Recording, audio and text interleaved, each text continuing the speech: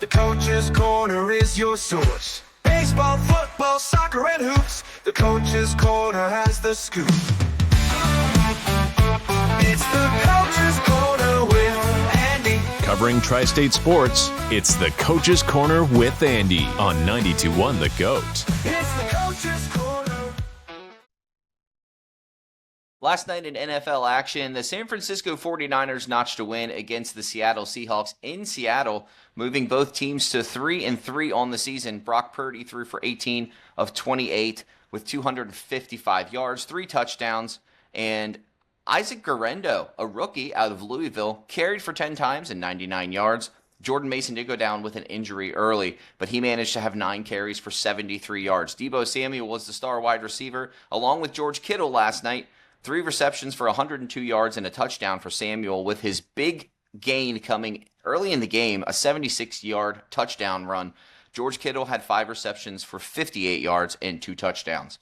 Meanwhile, Geno Smith was 30 of 52 on passing with 312 yards for the Seahawks, a touchdown to 2 interceptions on the game. Kenneth Walker rushed 14 times for 32 yards and a score, while Tyler Lockett had 4 receptions, 65 yards, and 1 touchdown. In Major League Baseball playoff news, last night the Cleveland Guardians beat the Detroit Tigers, moving the series to 2-2.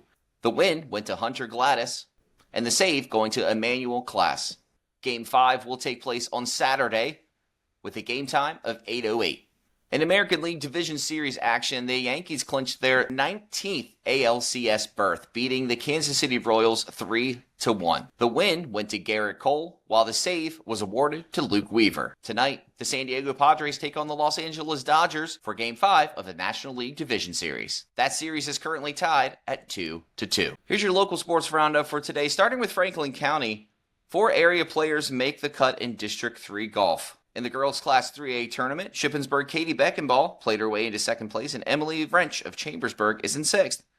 Both are still in range of the leader, Piper Smith of Manheim Township. Beckenball fired a 4-over par 76, which included 4 birdies, numbers 2, 9, 17, and 18. Also making the cut was Abby Byers of Waynesboro, who shot a 93. In the 3A boys event, only one area golfer is still in the hunt for the championship. Tyler Fortney of Waynesboro had an off day, but he shot a 79 to make the cut. He's tied for 23rd place after shooting 41 and 38 and birdieing number 15. Last night in boys soccer, Chambersburg lost to Central Dauphin in an overtime thriller. The Trojans played the Rams tough in a Mid-Penn Commonwealth game at Trojan Stadium last night, but they gave up a goal in overtime to suffer defeat. Girls soccer, Central Dauphin also played Chambersburg and beat them 5-0. The Rams are ranked number 1 in District 3 4A. They led the Trojans only 1-0 after 60 minutes, but Central Dauphin ended up taking a 5-0 win last night in Lingelstown in a Mid-Penn Commonwealth game. In girls volleyball, Chambersburg beat State College. They now rise to 15-3 and 9-3 in the MPC, and they're at number 5 in the District 3 Class 4A rankings. In field hockey, Big Spring took down Chambersburg 3-2 in overtime. The Bulldogs of Big Spring rallied from a 2-0 deficit to upend the Trojans in overtime in a non-league game in Newville on Thursday afternoon. Last night in Washington County football, according to the Herald Mail, Merritt beat St. James 58-42. Clear Spring beat Smithsburg 42-6, while North Hagerstown took down Williamsport 28-11. Boonsboro traveled to Poolesville and beat them 55-7, while Hancock beat Stonewall Jackson 34-28. Tonight in football, South Hagerstown takes on Jefferson. That game starts at 7 p.m. Last night in boys soccer, North Hagerstown took down South Hagerstown 2-0. Tonight, St. James will take on Flint Hill at 5. In girls soccer, tonight, Brunswick takes on Williamsport at 4 p.m., while Boonsboro travels to Clear Spring, and that game time starts at 4:30. St. James travels to Martinsburg. That game is set to start at 7 p.m. In volleyball last night, St. James beat St. John's Catholic 3-0 with scores of 25-21, 26-24, and 25-16. Fort Hill also beat Broadfording 3-1. Tonight, Grace Academy takes on Carroll Christian at 6:30. In Franklin County, football tonight, the schedule is loaded. Redland at Shippensburg, kickoff at 7. Waynesboro takes on Mechanicsburg in Mechanicsburg at 7. And Juniata travels to Greencastle tonight with a game time of 7, while Altoona visits the Chambersburg Trojans, game time starting at 7. Join me tonight on the Coach's Corner. It's Friday Night Lights. We're going to be featuring Tim Small from Williamsport. He's the head coach of the varsity football team, and we're going to be featuring Mark Wadel as well, head coach of the Boonsboro Warriors varsity football team. It's the Coach's Corner. I do have Tim Small. He's the head coach of Williamsport High School varsity football team at Williamsport High School in Washington County. How's it going today, Tim? Good. We are, it's a Tuesday in the middle of week 4 practice, so we are right smack in the thick of things. The season's off to a good start. We're 2-1. So just trying to get some things done this week. We have a local team coming up Friday night, Clear Spring High School, which is, I don't really know if, some people consider a rival. I know there's rival in some sports, but it's our first game. Actually, it's our second game playing a county team. So the great thing about playing county competition is, coaches know each other, kids know each other. There's it's a little bit different than if you're going over the mountain playing Frederick County, or if you are doing, playing in another spot. So we're excited about this week for sure. Awesome. That's great. This is your 10th year as Williamsport High School's football coach for the varsity team. Is that correct? Yes. What do you say? The days are long, but the years go by fast. I felt like I kind of lived through that. Had the opportunity to coach and mentor lots of student athletes, and we're very proud of our on-field success, proud of our off-field success. The guys that are still out there playing college ball and have had to do different things. So had the opportunity to coach my own son through the process, which some days has its challenges. There's some quiet nights at home, in the household, but I grew up in Williamsport. I went to school here. The program made a mark on me as a young person. So I felt very privileged to get the opportunity to lead it, what now has been 10 years ago. And it seems like yesterday in a lot of ways, but just proud of the things we built here. And, I know everybody wants to win a state championship and wants to win every single game you play, but I'm very proud of, not only, again, on-field victories over the years, but some of the other things we've done.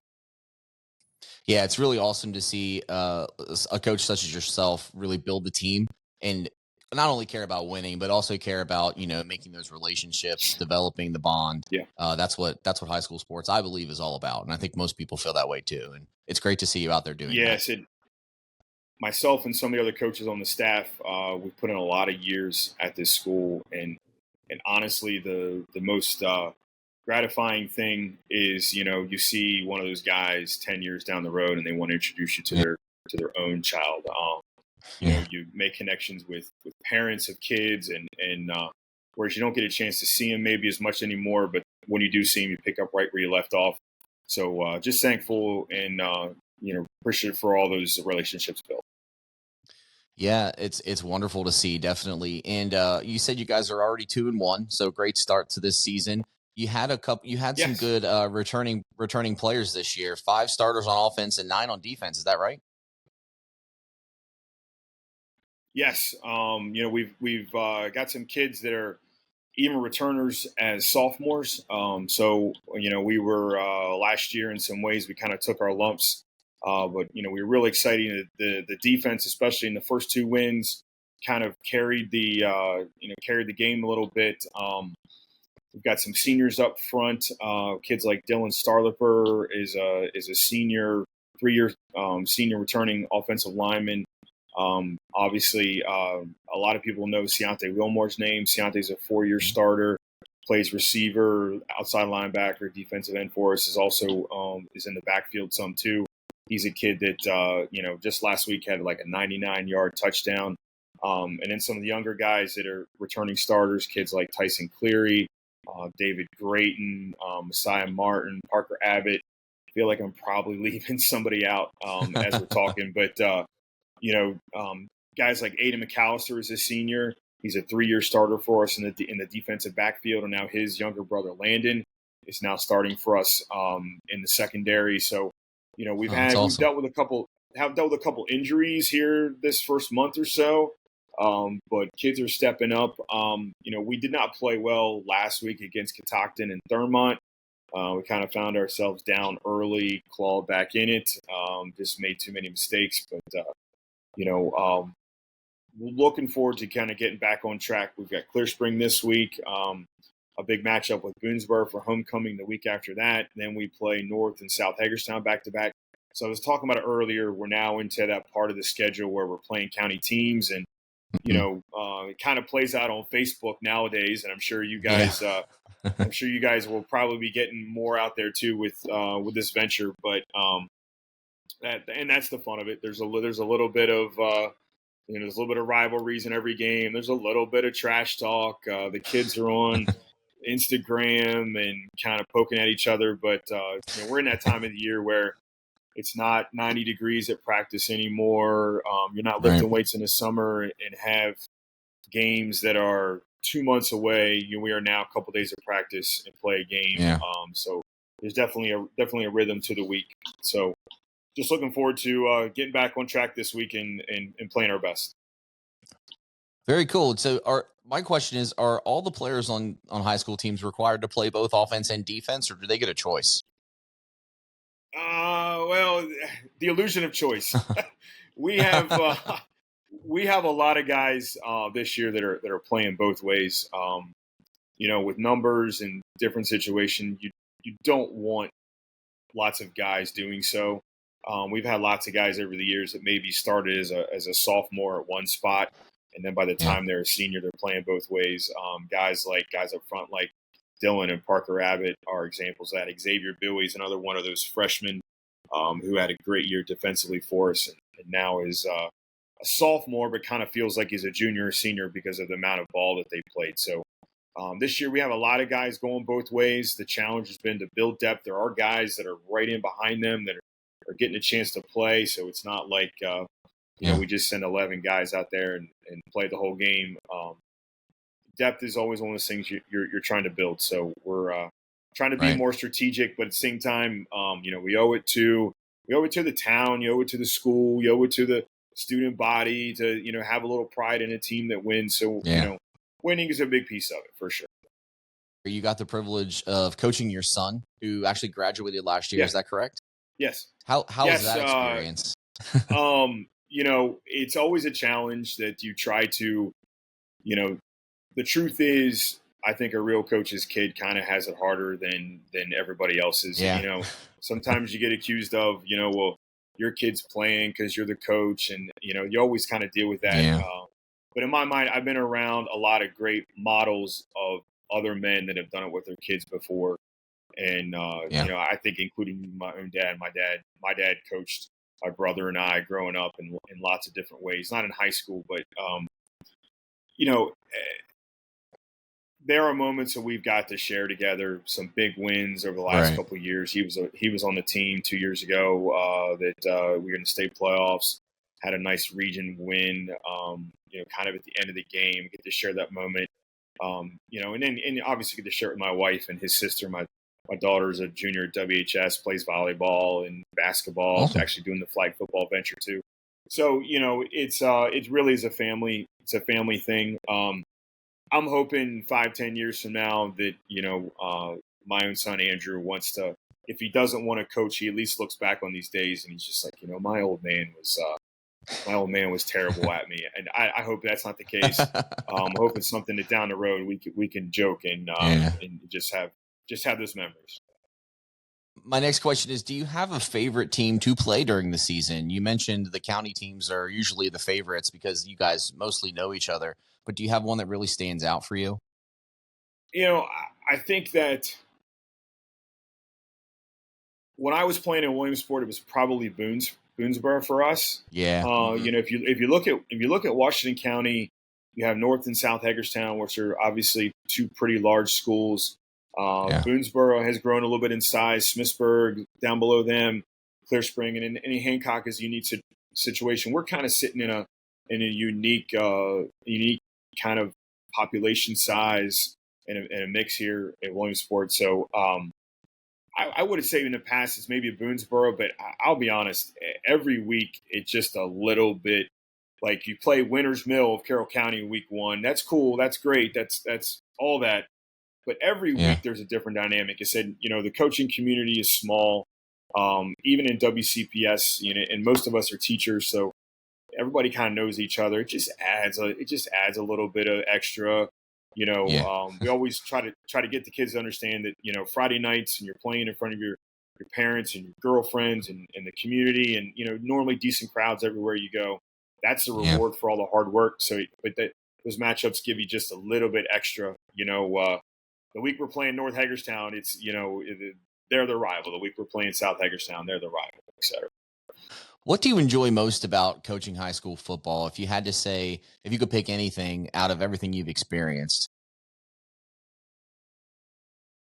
There have been, I guess I'm talking for myself and even the staff. I've got 3 or 4 guys on staff here that we've basically coached together for a really long time. We joke that, sometimes we're dysfunctional because we know each other so well. Kind of that familiarity breeds contempt sometimes.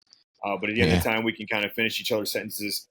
It's those moments when the kids are playing with such a confidence, and you would like to think as a coach you've taught them something or you have helped instill that. And I think we have.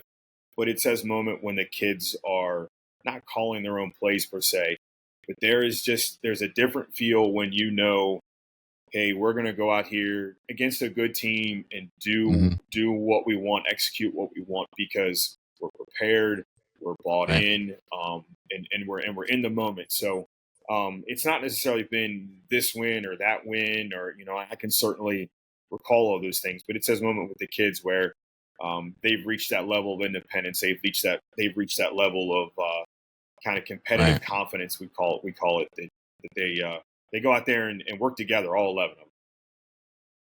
I imagine it's very rewarding to see that come to fruition like that. Well, Tim, I don't want to take up too much more of your time here. I know you're a busy man. You got a busy schedule of practice and games coming up. If you want to check out a game at Williamsport, head on over to the high school. You can check out their schedule. I think you guys have it up on Facebook, correct? Yes. Yeah. And there's lots of different, like we have a new live stream system here at the school, and there's lots of different ways. We're on Twitter, we're on Facebook.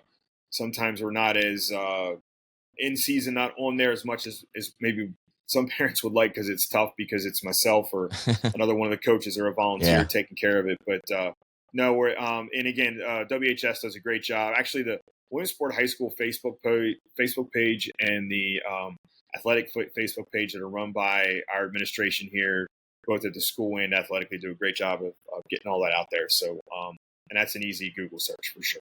Awesome. Well, thank you for your time today, Tim. Hopefully we can talk to you soon. Yeah. Thank you very much. Have a great day. It's the Coach's Corner with Andy. Hey, I'm Andy with the Coach's Corner. We're welcoming Mark Wadel today. He's the head coach of the varsity football team at Boonsboro High School. How are you doing this morning? I'm great. Thanks. Appreciate you having me on to speak about the team. Of course. It's a pleasure. So this is your 3rd year coaching at Boonsboro, and your team and the school has quite the reputation in the football community.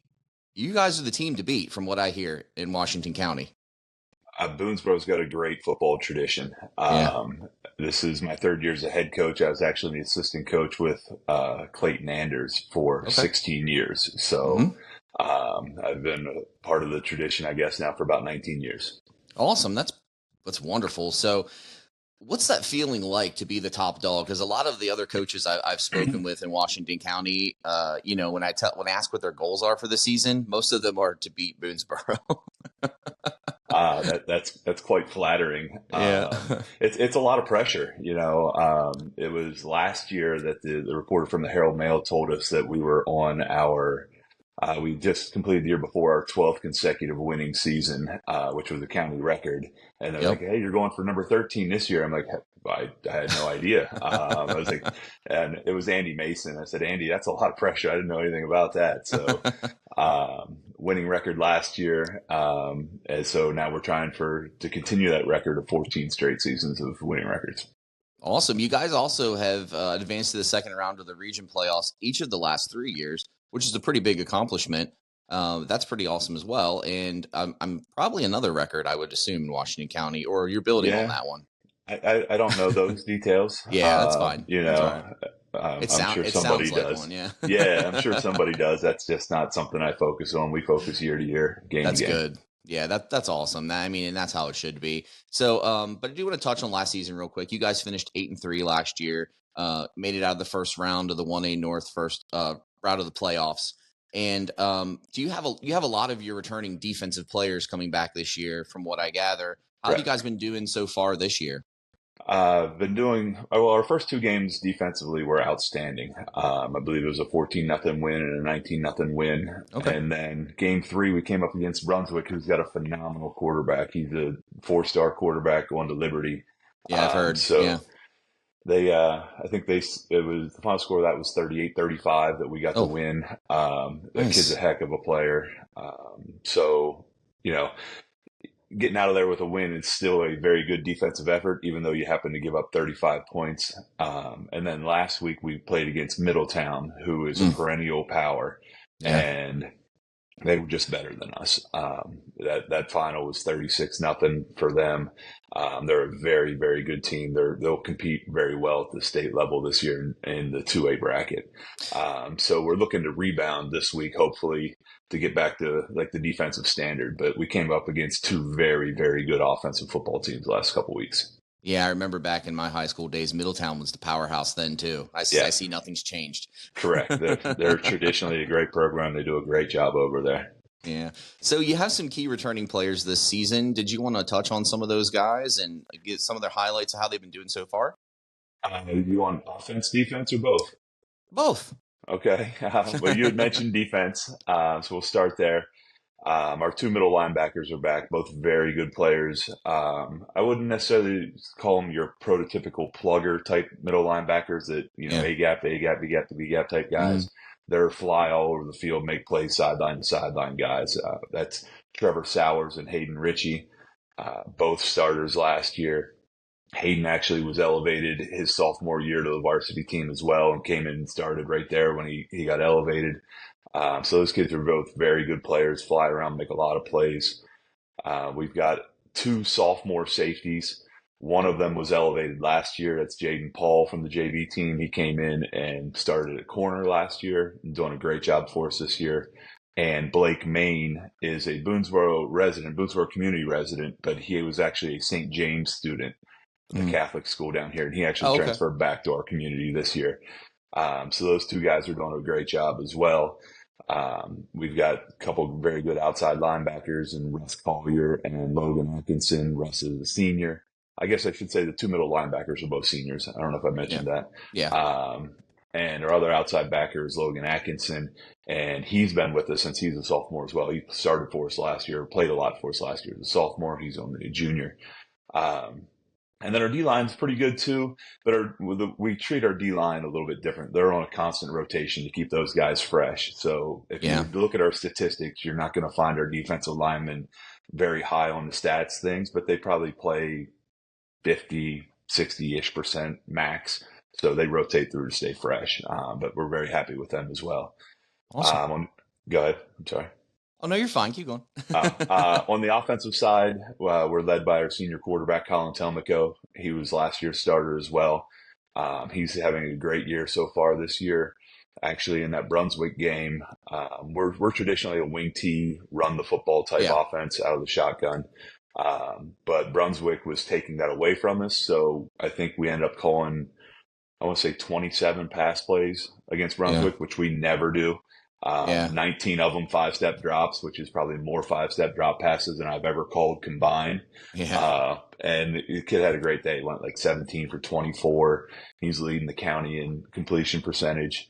That Blake Main kid that I mentioned earlier, the sophomore, he's a wing slot in our offense. He's number 2 in the county in receptions. Oh, awesome. Parker DeBall is a junior running back who started for us last year as a sophomore. I think he's either first or second in the county in scoring with, I believe, 5 rushing touchdowns and 1 receiving touchdown. Wow.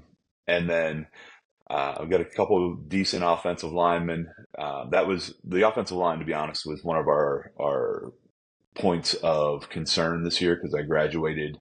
Basically, I call it 4 out of 6 offensive linemen because I kind of consider my tight end an offensive lineman as well.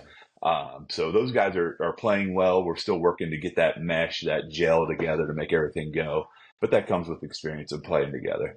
You guys are at 3-1 right now, right? That's correct. The only loss to Middletown last week. Pretty respectable for replacing most of your offensive line. Yeah, the guys are doing well. I think we're leading the area in rushing yards per game. Again, we're not a huge passing team, but we're doing what it takes to be successful. Yeah, I feel like not many high school teams are really have that passing style of offense. Usually when you go, you see them, just the smash mouth runs and a lot of times, and to the the pitches outside and stuff like that. But I'm sure the fans loved the passing. They were probably as shocked as I was. Yeah, but you got to do what it takes. It's part of the offense, really and if they take away the run, you gotta adapt. Exactly, part of the game. So we were talking about your defense a little bit last year. That you guys had the number 1 defense in the county last year. Correct. It seems like you're on the road to that again. Do you have any? I can't remember if you had said or not. Do you have any defensive players that are leading county in tackles or interceptions? I know Jaden Paul is high on the interception list. Okay. I don't know exactly where he is. He's got 3 in 4 games. Our one corner, who happens to be a sophomore, is Landon Salerson. He's leading the county in pass breakups. So we got a couple of statistical guys, but I don't know if there's a lot. Yeah. So as you get your team back together at the beginning of the season, for instance, when you started the 2024 season, how do you keep your players motivated when you finished so strong last year to keep that motivation from running into the next year and keep them focused? What kind of tactics do you use? Do you guys, I'm sure outside of practice, you guys hang out and the players bond that way as well. And I'm sure that helps, but sure. What type of football tactics do you use to keep them motivated and keep their focus on the winning the game? Not that winning is everything, but right. Well, it all starts in our off-season workouts. You know, we start workouts. So when football season's over, we give them the rest of that calendar year off, from Thanksgiving through Christmas through New Year. But when the New Year comes around, we start our off-season training that first day back in school, and all through January, February, March. January and February, we have after-school lifting 3 days a week. And then March, April, May, we actually do 7 a.m. workouts before school because I'm the head softball coach as well. So I've got softball practice after school.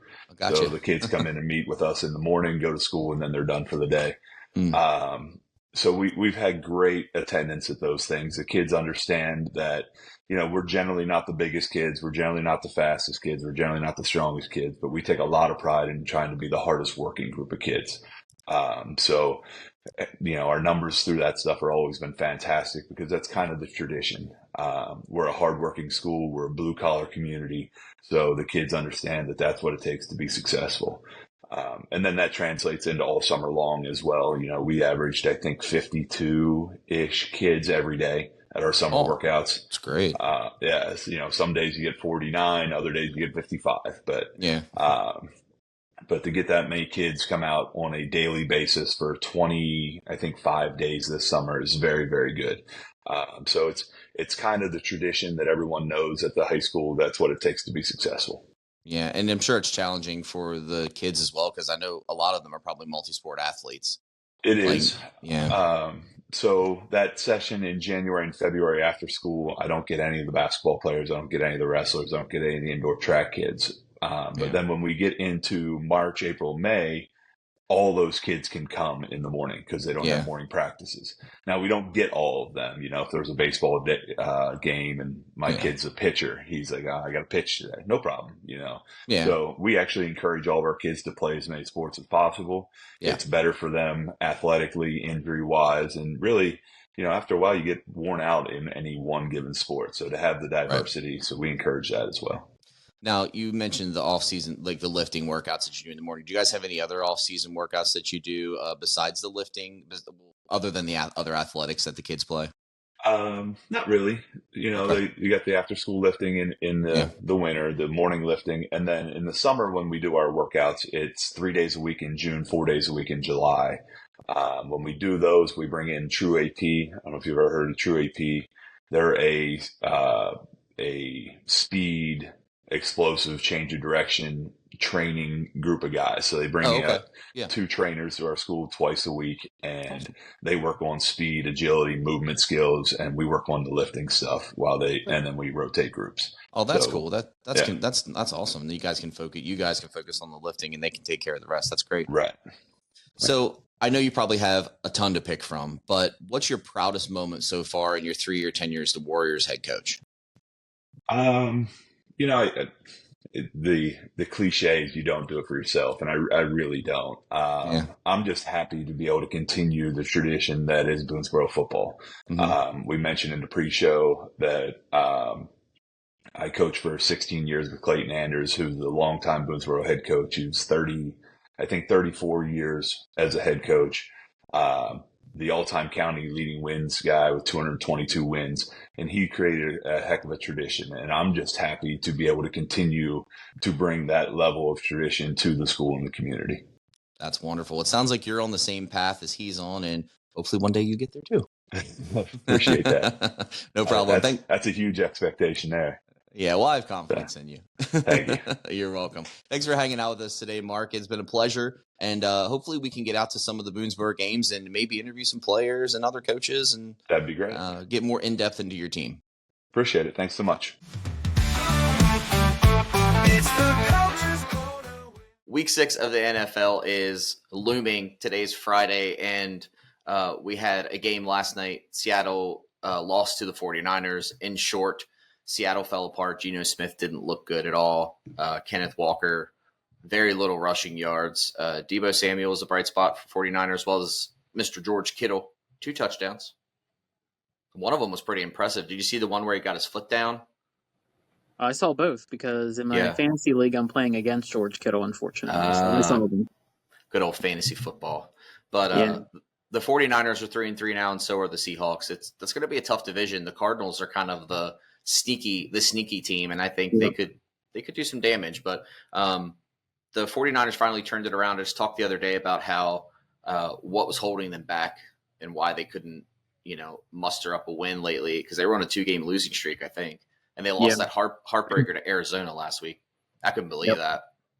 But anyways, game was good last night. The final score was 36-24 49ers, and they won in Seattle too. So that's impressive as well. That's not an easy stadium to play in. But coming up this Sunday, there's a 9:30 game in London. That game is the Jags versus the Bears. We all know how you feel about Caleb Williams, but who are you taking? Yeah, not a fan of Caleb Williams. I don't like the stuff that he said in the media. Yeah, I agree. Defense, other stuff. Especially when you're a rookie. But I do want to win this pick'em. So, with that being said, I'm taking the Bears in this one because the Jags secondary is not great. Yeah, we've talked about this before. The Jags just they have pieces of the puzzle, but it's not together. The Bears is about 50% put together, so I'm going to take the Bears too. Yeah. The Bears. We were talking earlier about what do they do? What does everybody think they do in London or Brazil or Germany or wherever we go? Do they hang out right before the game, or do they walk? Do they check stuff out? I guess they go see some sights. I don't know. They're gonna go visit Big Ben, maybe visit Parliament. Get on that Ferris wheel, whatever that's called. The Eye. I think it's called the Eye. I think. Don't quote me on that. It's huge though. That would scare the daylights out of me. I wouldn't get on that. Nah. Yeah, not a fan of stuff like that. But so we're both taking the Bears there. That game starts at 9:30 in London, only on the NFL Network. And then Washington travels to Baltimore. I think this is the game that if we're going to see Washington prove themselves, they're going to do it Sunday. The Ravens are a tough team, even though they're 3-2. They're probably the best 3-2 team out there right now, especially in the AFC. They have a lot of offensive weapons. Their defense is always good. And if this is the day that the Commanders as a whole, not just Jaden Daniels, prove that they belong at the top. And I hope that's the outcome because I'm a Commanders fan, so I'm taking Washington. Yeah, I can't take them against Baltimore. What? You're taking the Ravens? I have to. There's too many weapons there. I mean, look, the Redskins are coming off of a bye week. So that's positive. Jane Daniels looks great. I want the Redskins to win. I like that team. But Commanders. nah. Nah. Can't do it. All right. So you grew up with you, Redskins. you got the Dirty Birds. I got the Commanders. All right. So speaking of birds, the next game up is the Cardinals, and they're visiting the Pack. Cardinals are surprising 2-3. I definitely thought they'd be 0-5 at this point. The Packers are standing at 3-2, and they got your boy Jordan Love back. He's back. So I'm gonna take the Cards though. I think it's gonna be tough, and because they're in Green Bay, but I think they win. I think they come out with a victory here. A close one, but I think they win. I'm gonna say no. I like the Packers in a shootout. Okay. Packers in a shootout. It's going to be high scoring, I think. I think they're both looking really good as far as offense is concerned. Defenses are a little shaky, especially with Arizona's secondary, and I think there's a ton of receivers in Green Bay. I don't know if any of them are superstars, but they got a ton of decent receivers up there. Yeah, I'll take Jordan Love. Yeah, okay. Fair enough. And you could be completely right, and I could be completely wrong, which is probably what it'll be. I think we've seen that. I think we've seen that more often than not. No, I'm just kidding. I think so too, especially this season. Your team, you like the Patriots, right? So they're taking on the Houston Texans, and that's in New England. Who you got here? Yep. You're going to make me pick against my team. I mean, I do it every week, so put me down for the Texans, I guess. Yeah, I'm going to take the Texans too. I just think they're too their offense is too high powered. The Patriots defense isn't horrible, but they're starting Drake May this week, so I think that might come with some growing pains. So and Ramondre Stevenson actually just got downgraded. He's not the starter anymore, from what I hear, and I think because he keeps dropping the ball. It's kind of frowned upon, just a little bit. There's a lot of moving pieces that are happening there, and I just don't think they're going to be able to come away with a W. So I'm definitely taking the Texans as well. I feel like my team has like that 14-point cap. Like where they just don't get over 14. So if the opposing team can put up more than 14, that's we're done. And honestly, they should institute that up at Gillette Stadium. If you get more than 14 and it's the second quarter, we're done. Shut her down. Fans just walk out. Shut it down. Helps with parking too. This could be a good game coming up. The Buccaneers take on the Saints. The Bucs are 3-2. The Saints are 2-3, just coming off a loss last week against the Chiefs. So they're coming out of a tough game and going up against another. I feel like they were underrated coming into the season, but they've shown that they belong. And your boy Baker Mayfield has really stepped up. So who you got in this game? Yeah, I got Baker in both fantasy leagues that I'm in. I think the Bucs are riding high. A lot of weapons. Again, Buccaneers. But is Derek Carr back this week for the Saints? No, they're starting Spencer Rattler. That was going to be my next thing I was going to touch on. He's got a cool name. Rattler? That's a cool name. He played in Oklahoma. He played in Oklahoma, and he played. I think he transferred to South Carolina, if I'm not mistaken. I mean, the man was drafted in the 5th round last year, and was drafted obviously as a backup for the time being. He was pretty high on the draft boards when all those like pre-rankings come out, like the week after the draft happens. He was talked about a lot, but he kind of fell. But I think he could be good, but I think he's going to take some years. He's like a Tom Brady. He's going to take some time to develop, and then when his chance comes, I think he could be good. He's really mobile, so he's like that. Yeah. He's like a Josh Allen. I feel like he can stay in the pocket, but he can get outside the pocket too. So, Tom Brady won the Super Bowl in like his second year, right? Yeah, but it happened because Drew Bledsoe went down. I'm saying though, he'll get his chance. Okay, all right. Don't talk about my team. Don't talk about my team. I'm taking the Buccaneers too, just for the fact that the Saints are starting a rookie at quarterback. So, right.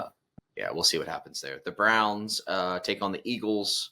The Browns get another NFC East team to play this week. They lost to the Commanders last week. Pretty bad, really. And then the Eagles are a tough team as well. So I'm definitely taking Philly here, especially since they're coming off the bye week. I think Barkley could have a huge game. Yeah, I agree for all those reasons. And Devonta Smith is back. Yes, good point. So you're taking Philly as well. Yep. Okay. Next up, the Colts at the Titans. Now, we all know Anthony Richardson's down and out right now, and Mr. Joe Flacco has taken under center. I'm kind of torn between this one. It's a divisional matchup.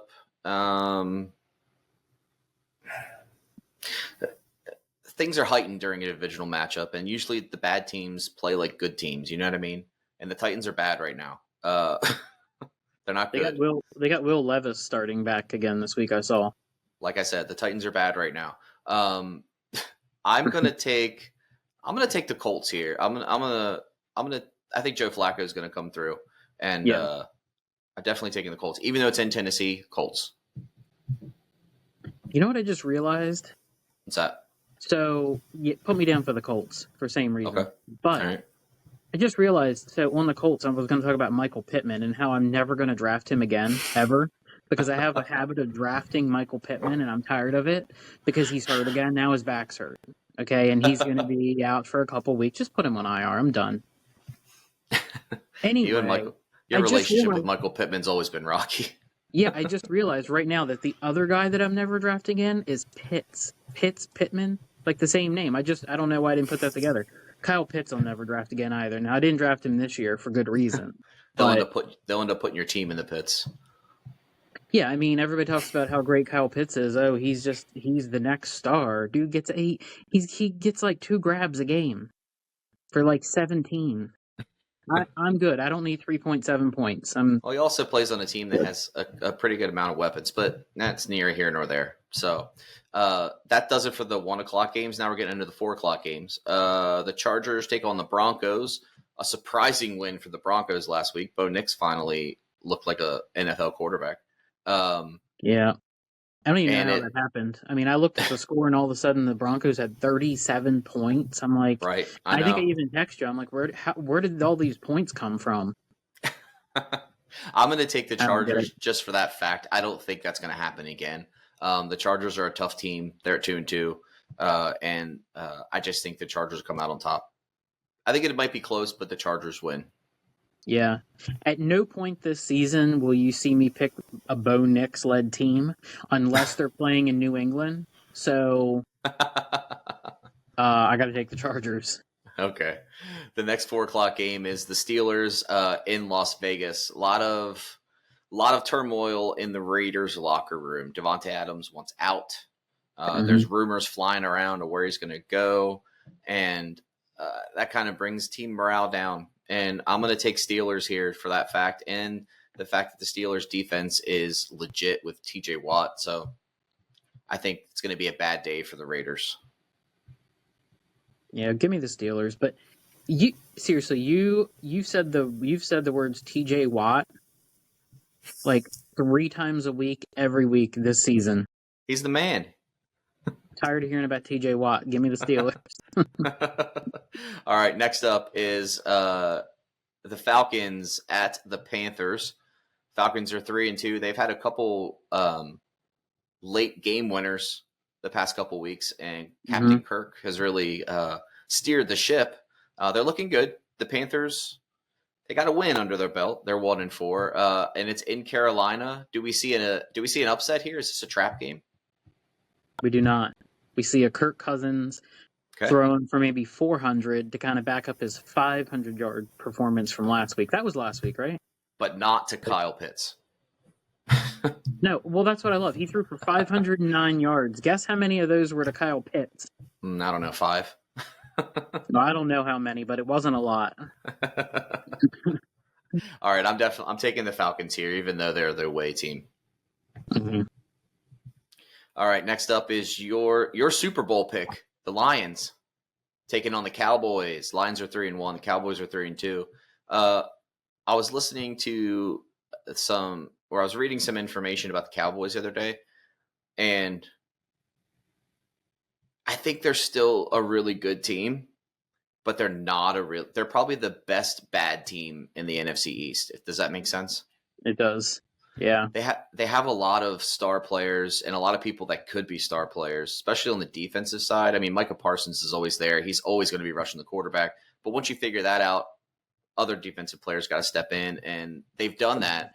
But Dak Prescott, I respect the guy, but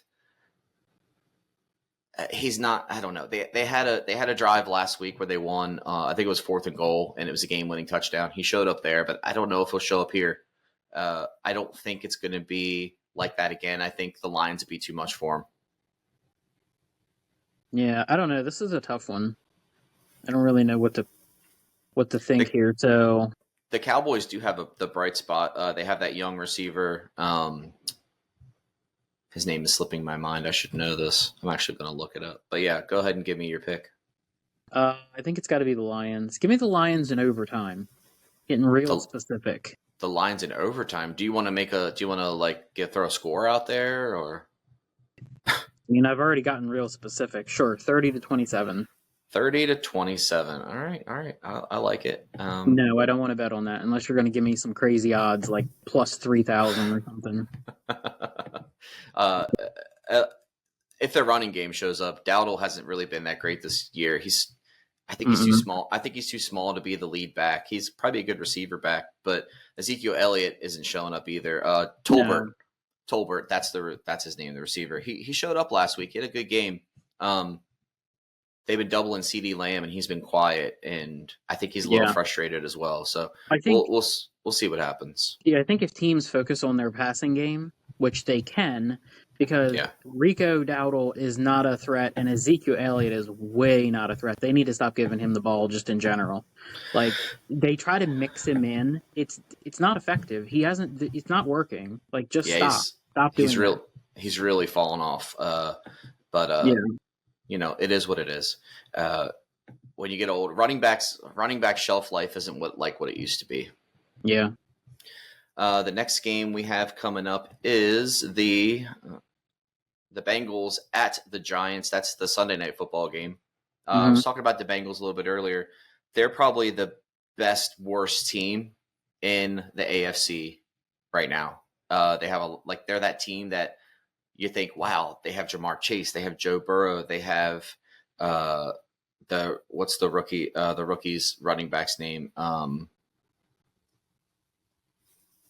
I can't think of his name right now. A lot of offensive weapons. They have T. Higgins. Their defense is good. Why are they 1-4? They can't finish the game, but I think they do here, especially against the Giants. I don't think Daniel Jones is the answer in New York, and I don't think New York thinks that either. I think they'll definitely be drafting a quarterback come April. But Malik Neighbors looks good, and if Daniel Jones can at least get him the ball, he might have a big day, but I don't think that'll be enough. I'm taking the Bengals here. Yeah, I think Malik Neighbors is banged up. That's what I heard, that he might miss some time. I'm not sure if it's confirmed or not. Okay. But I think the Bengals, they just got off to a rough start to the season. Their offense was sputtering, but last week, they looked just fine. Like, they could have won that game against the Ravens. They were right there. I'm not saying they should have, but they could have. You know, they were right there. It's just bad luck, Give me the Bengals in a blowout for this one. Okay, all right. And Monday night is the Buffalo Bills taking on the New York Jets. The Bills are 3-2. The Jets are 2-3. The Bills finally coming around, being the team that everybody thought they could be. And Josh Allen's looking good. Defense always looks good in Buffalo. It's kind of a staple. I'm gonna take the Bills here, especially since the Jets coaching staff's kind of falling apart, and they just fired Robert Saleh. And Aaron Rodgers claims he had nothing to do with it. That's BS. Yeah, he absolutely had something to do with it, because you know that the Jets still have to pay him for the next 2 years. Yep. Like, I know that he's not great, and I know the team wasn't great, but come on. Right, exactly. Rodgers had something to do with that. I've never liked Aaron Rodgers for just lots of reasons. I mean, he's a good quarterback and everything. I'm not saying that, but I guess the Bills. Yeah, I'm taking the Bills too. Even though it's in New York, I don't think that really matters. Does it ever matter? I mean, sometimes. Yeah, I guess. I don't know. We'll see. Bills kind of got embarrassed against the Ravens a while back, but other than that game, they play good this season. I'm afraid that's probably what's going to happen Sunday against Washington. Derrick Henry is just going to have a crazy game, but we'll see. Yeah. Washington's problem is the secondary mostly. So if they can stop Henry and even play like a fraction of what they usually do, I think they may be able to come out, but we'll see. All right. So we're both taking the Bills on Monday night. All right. That covers all the games. So we'll tally them up on we'll tally everything up on Sunday, and then I'll go over everything on Monday, how we did. And then Monday night, if we need a tiebreaker, we'll use it. All right. Sounds good. So do you want let's actually do a tiebreaker. Let's do a score for a tiebreaker on Monday night in case we're tied going into Monday night. Like in case, because we both have the Bills Monday night, right? Points total, or are we just doing a score? Points total. Points total, I'm going to say, let me think. Let's do 43. Yeah. Okay. I feel really confident in my picks. I feel like a couple of your picks were missteps. Okay. So go ahead and put me down. Put me down for 162. Total points? Yeah. Don't need a tiebreaker. All right. I like your style. That's all right. All right. So we'll check back in on Monday morning and see how we did then. Yeah, and I talk a lot of trash now, and you'll probably beat me. So, if you'd like to be featured on the Coach's Corner with Andy, email coach at 921thegoat.com.